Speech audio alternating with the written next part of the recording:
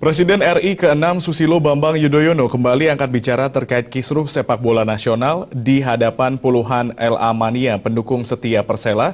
Ketua Umum Partai Demokrat ini berharap kepada Presiden Jokowi untuk membatalkan pembekuan PSSI secepat mungkin agar sepak bola dalam negeri dapat bergairah kembali.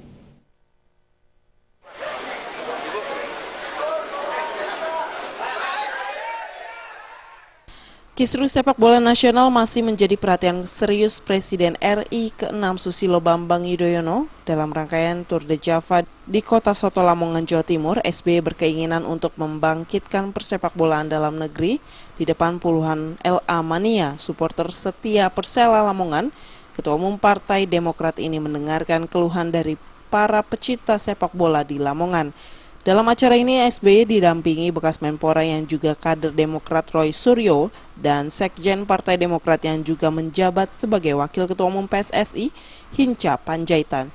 Dari keluhan tersebut, SBY berjanji akan menyampaikan kepada Presiden Jokowi untuk mencabut pembekuan PSSI. SBY menilai terhentinya liga tidak hanya berimbas pada para pemain, namun juga berdampak pada para pedagang. Teruskan nanti kepada Presiden, kepada Menpora dan pemerintah pusat, karena rakyat mencintai bola betul toh. Kehilangan sekarang kan? Sangat kehilangan.